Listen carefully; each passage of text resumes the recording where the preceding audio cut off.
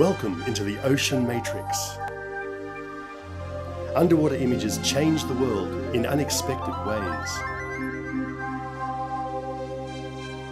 From satellites that scan the ocean floor, back to the very first underwater photographs. This is the untold history of underwater photography.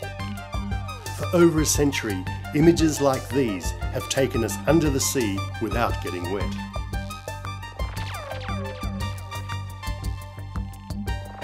At the core of Ocean Matrix is the Navigator, a CGI touchscreen time machine, able to access our entire ocean planet anywhere, anytime. Dive to shipwrecks, track marine creatures, view milestones in marine science and technology. At the helm of the Navigator, our presenters, a new generation of the famous undersea dynasty. I remember the first time my grandfather took me scuba diving, and I was 7 years old. Sardines were swarming around me, and I realized that, yes, I'm in. Where do I sign up? This is amazing. Spin the Navigator back in time, say half a century. 50 years ago, it was open season on marine life. No one had watched a dragging anchor destroy a coral reef, looked a whale in the eye, or seen a dolphin smile. Game fishermen harpooned dolphins for shark bait, and the best place to catch a big shark was near a whaling station, when whales were being hunted to extinction. Today, whales are back from the brink, dolphins are our soulmates, and even man-eating sharks are protected species. Select undersea images and meet the legends who created them. Join a team of the world's foremost scientists, master storyteller and filmmaker James Cameron. I was struck just by the surreal nature of the fact that I was sitting here on this deck of this famous ship that had seemed like a legend to me. It was a real place where real people had died, where a real tragic event had taken place, and something about looking out at this rusty deck that barely looks like anything, and knowing that that's right where the Titanic band had played, it just had a huge effect on me.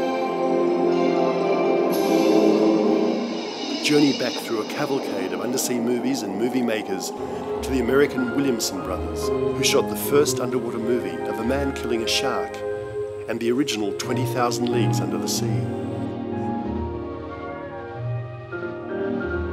In the 19th century, sea monsters still haunted our imagination, and the shark was the most feared of all. Nothing was more detested than these demons from the deep. Join the living legends who first chose to swim with big sharks and to film them underwater. They said you will be eaten by sharks immediately. And the moment I saw the first, I took my camera and quickly went towards him. I just loved them. Where did you get those cameras from? Well, they didn't exist. I called a blacksmith to make a watertight filming camera. These first days, everything was difficult. When television first came to Australia in 1956, I saw the chance of making films for television. We're looking for good sharks. We all know this is the only type of good shark there is. And we're happy to say, good riddance to the most dangerous of all man-eaters, the deadly shark. The Taylors filmed great white sharks for Spielberg's Jaws without realising they were to traumatise a generation. We figured that it was just going to be some sort of a silly, fictional film. It was so good that people believed it. And suddenly there was a vendetta against sharks. And Jaws was only a fairy story. It wasn't meant to be true. Let's navigate back to when mass media first brought the underwater world into the living room.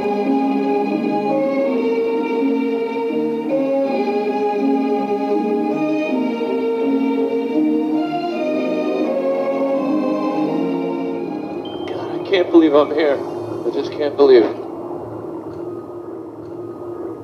Thinking back on what it must have been like 45 years ago, and kind of envisioning these oceanauts with silver suits This was sci-fi. I mean, this was just before we landed on the moon. This was the first steps of humans living in an alien environment.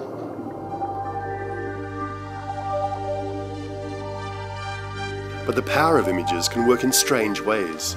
Falling for Flipper has consigned thousands of dolphins to lives in captivity.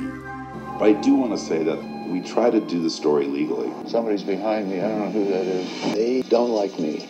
They don't like my message. Rick is world famous for his work with dolphins. I feel somewhat responsible because it was the Flipper TV series that created this multi-billion-dollar industry.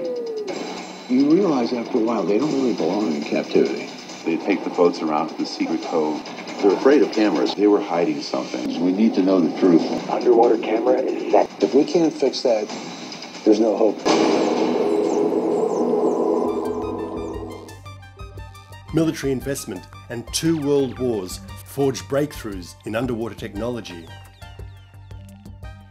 Acoustic imaging was invented to help sink submarines. And scuba tanks were invented to help crew escape from sinking subs. When I first tried scuba, it's when I first got to know fish swimming in something other than lemon slices and butter. Diving day and night was really easy for me in 1970 when I led a team of aquanauts living underwater for weeks at a time. I've had the great pleasure of working with dozens of the best institutions and scientists around the world, ones that we could enlist to put the ocean in Google Earth. Today, massive cameras film 3D IMAX and stunning high-definition video.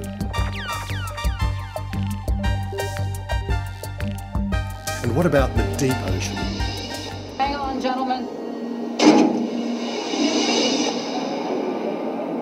Retrace the evolution of deep ocean exploration. Descend to the absolute bottom of the Mariana Trench in Bathyscaphe, Trieste. 7 miles down, where only 2 people have ever been. Imagine that. It's only 7 miles, but only 2 people have been there 49 years ago.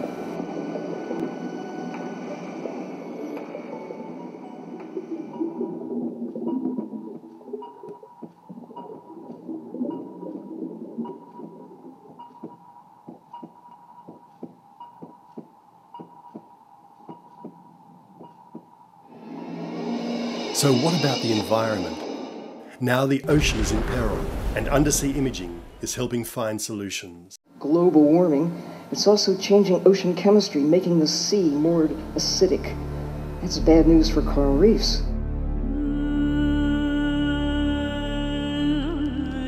I've been filming for Coral Sea Dreaming for nearly 7 years, and it's thousands of hours of footage that I've selected down the very, very best moments. One of my greatest fears is by doing that we paint the wrong picture. So I want people to fall in love with reefs. If they don't fall in love with reefs, they're not going to vote for their survival if they get a chance. But the danger is, if we don't tell people in the same breath that they're going to die, probably all of them within the next 10 years, it's going to paint a very, very wrong picture.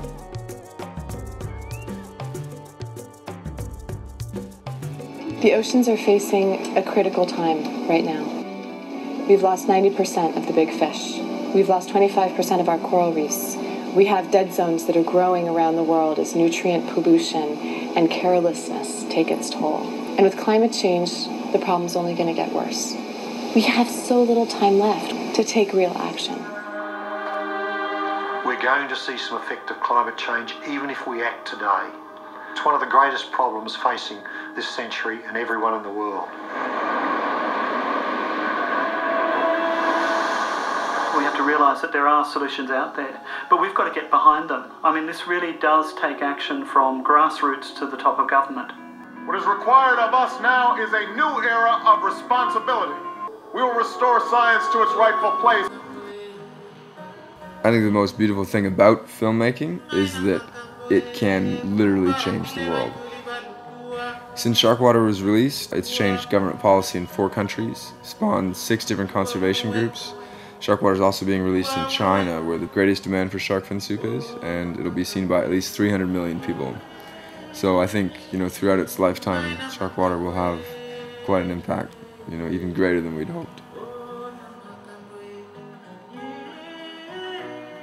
We have one chance right now to get it right.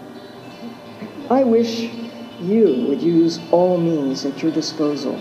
Films, expeditions, the web, to ignite public support for a global network of marine protected areas, hope spots, large enough to save and restore the ocean, the blue heart of the planet. We came out from the deep to avoid the mistakes we made. That's why we are here. That's why we are